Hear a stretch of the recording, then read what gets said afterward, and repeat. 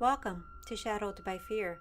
Here you'll find short stories that I write in my spare time that have to do with the paranormal.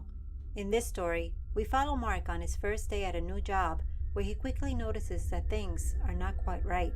What will Mark do when he finds out what's really happening at work and with his fellow coworkers? Will he leave or will he stick it out and follow the collective advice? Let's find out. The first day at a new job always has its quirks. Seeing new faces, learning new names, and that all too uncomfortable fact that you're the new guy, so all eyes are on you. But this place had a different energy. At first, it was subtle. I'd had just settled into my cubicle when I noticed an unusual draft go by me, a chill that sent shivers down my spine, even though the office temp was perfectly comfortable. I looked up to check if there was a vent above me. There wasn't.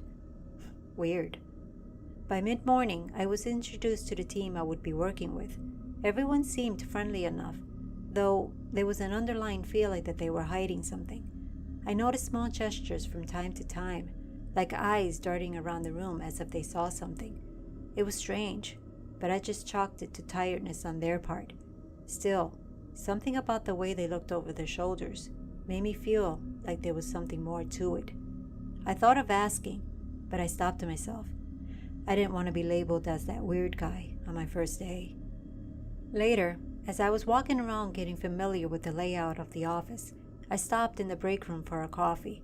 The space was empty and a bit darker than it should have been, but just as I turned to leave, I caught a glimpse of something out of the corner of my eye, a shadow darting across the room near the counter.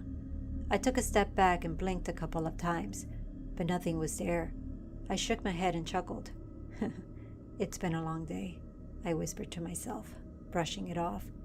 But as the day went on, I started noticing more strange things.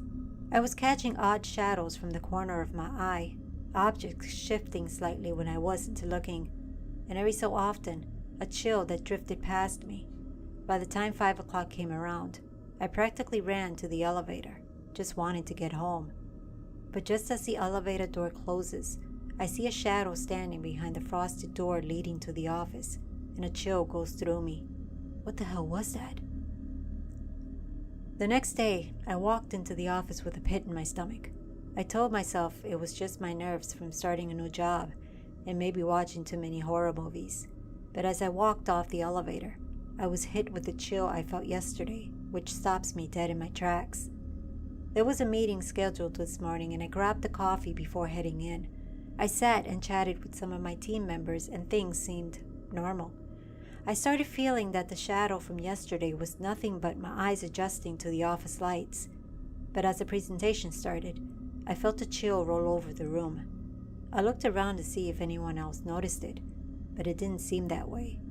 As the manager talked, the meeting settled into a rhythm, and I almost forgot the tension I just felt a bit ago. But as a coworker asked a question, I turned to look at her and freeze.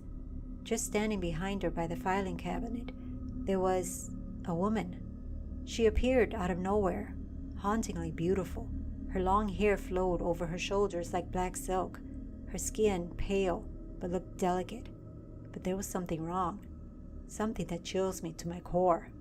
For a second, I thought I was hallucinating. I closed my eyes, take a deep breath, and look again. Her eyes, they were black as coal, pools of complete darkness that seemed to look into your soul. There was no whites, no pupils, just black holes looking around the room.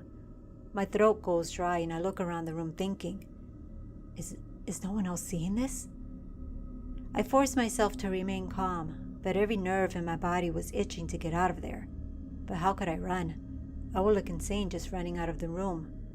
What excuse would I have? By the time the meeting ends, that thing is gone. I let out a long breath and try to convince myself it was just a hallucination. But as I leave the conference room, I look back at the cabinet. That was not a hallucination. For the rest of the day, my mind kept thinking of those eyes. I can't be that stressed from starting a new job. Can I?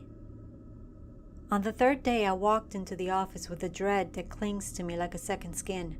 I wasn't sure what was real anymore. I kept my head down and just focused on my job. but every now and then I'd feel that chill, like a shadow lurking over me. After lunch, I bumped into Carl, one of my team members, in the break room. He was older and quick with the dad jokes, so I figured chatting with him might ground me a bit and help shake off the nerves. "You settling in okay, Mark?" he asked, giving me a light punch on the shoulder. "Trying to," I managed to say, forcing a smile, before asking, "Ever get the feeling that this place has a strange energy?" Carl chuckles. "Ah, you must be talking about the office ghosts." He laughs, but his eyes remain serious. "Yeah, that's just an office joke, right?" I say, forcing a smile. Carl's eyes darken and he drops his voice. "No, some of us have seen things. Just small things, but enough to know that's not normal." He looks around the room and a shiver goes through me. Carl looked at me with an uneasy smile and leaves the room, leaving me alone in the break room. I fill my coffee cup, trying to tell myself that Carl's stories were just messing with me. But as I turn around, my heart stops. In the corner of the break room, I see her, the woman, standing by the back wall, black eyes looking dead at me, her face twisting into a smile that stretched far too wide. Her hand reaches out with claw-like fingers as if to touch me. This time, there was no mistaking it. She knew I saw her, and her smile whitens as she disappears into thin air. Carl speaks from the doorway. "You saw her, didn't you?" he asks in a low voice. But I couldn't speak. I just looked at him with wide eyes. Carl nods, the fear in his eyes the same as mine. Once she knows you can see her, well, let's just say things get more interesting. He swallows hard before continuing. "Be careful, Mark. People say she likes to play." A noise from the hallway causes us both to jump.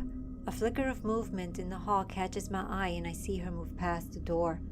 It felt like the hunt had begun. The next day, I entered the office on edge, still haunted by the encounter with Carl in the break room. I tried to focus on my work, but the tension in the air made it impossible to relax. Each shadow I see seems to drip with malice, and every sound felt amplified, like it was meant only for me to hear. Late morning, I needed some printer paper from the supply closet. I'd just found some when the door slams shut behind me, leaving me in total darkness. I tried the handle, but it won't budge. As panic grips me, I start banging on the door, hoping someone would hear me. Just as I pound harder, something grabs my arm and throws me to the back of the closet. With a gust of cold air, I feel someone standing in front of me. My heart raced as I pull my phone out of my pocket and turn on the flashlight. I almost throw up when I see her face just inches from mine, her black eyes staring right at me, and that freakishly wide smile on her face. I try to scream, but nothing comes out. And then, just like that, she's gone, and the door creaks open on its own. I stumble into the hall with shaking hands and try to pull myself together. People were passing by as if nothing happened, as if they never heard the pounding or me screaming. I look back at the closet, empty, completely undisturbed. Lunchtime couldn't come fast enough. I settled at a table in the break room, grateful to be somewhere else, but as I unwrap my sandwich, I freeze. There were maggots crawling all over between the bread, and a sour, putrid smell hits my nose. I sit back, stifling a scream, and fight the bile rising in my throat. How? How is this possible? Then I hear soft laughter, barely audible. I look around wildly, and there she is, standing by the fridge, standing there watching me, her eyes unblinking. I close my eyes and whisper to myself, this isn't happening, my body shaking. But then, as if to shut me up, something flies past my head. A knife, barely missed my head. I flinch, and when I look back, she's gone. I try to keep a low profile for the rest of the day, but things just continue. A cold hand pressed on my neck. In the break room, cups falling from the counter. Everyone seemed oblivious as to the fact that I was being toyed with. By the end of the day, I was more than ready to just quit. As the elevator door closes, I catch a glimpse of her standing there, grinning wider than ever, just mocking me. I barely slept after yesterday's bombardment. The thought of coming back to the office felt unbearable, but somehow I dragged my sorry butt back, and with each step heavier than the last, I reached the office. I noticed Clark was already there, typing away like it was just another day. He looked up and waved me over. "Rough day yesterday, huh?" he asked, his eyes glinting with a knowing look. "Clark," I hesitate for a moment, unsure how to proceed. How do you deal with her, man? I mean, I know you see her too. Everyone does, don't they?" Carl leans back in his chair. "Yeah, most of us see her, or at least know of her. And that's the trick. You just have to pretend it's not real. You ignore her, and eventually, she loses interest." He spoke as if we were discussing something as mundane as printer issues. "Wait, are you saying just ignore all of this?" I gesture around as if the whole office was infected by its presence. Clark nods. "You see, Mark, the more you acknowledge her, the more she likes to mess with you. The moment she sees you don't care, well, she fades into the background. Doesn't mean she's gone. You just took her fun away." This advice seemed insane. How could I just pretend something like that wasn't real? But then I feel it, that creeping chill, that faint sense of being watched. I catch a glimpse of her standing by the cabinets looking at me with a twisted smile. She was waiting, anticipating my reaction. My heart thundered, but I forced myself to look away. Ignoring her was easier said than done. Over the next few hours, she tried everything. Papers flying everywhere as if a gust of wind flew by, lights flickering, my computer turning on and off, and at one point, I could feel her fingers on the back of my neck. That one made every nerve in my body scream. But I didn't flinch. Each time I took a deep breath and reminded myself of what Clark said and just focused on work. Hours passed and the attacks grew weaker, almost like she was losing interest. By the time I packed up, the office felt quieter, almost normal. I catch a glimpse of her just as I turn my computer off, but I just grab my bag and walk out. As I leave, I feel her following me, but I continue to ignore her, walking away with a strange sense of calm. Weeks pass and her visits grow lesser. It doesn't disappear completely, but it no longer controls my every thought, and that I can live with. And now I understand why Clark and the others never talked about her. It was just something part of the culture here, like worn-out chairs or the buzzing lights overhead. An oddity no one spoke of, something that's seen but not acknowledged. Because once you learned to ignore her, she just fades into the shadows, becoming just something you see out of the corner of your eye. Hey guys, thanks for listening in on Mark's story. Tell me, what do you think of the whole office ignoring the ghost? Would it really be like this for real? Or would the ghost become more aggressive in an attempt to be seen? Let me know your thoughts down below, and I'll see you in the next story.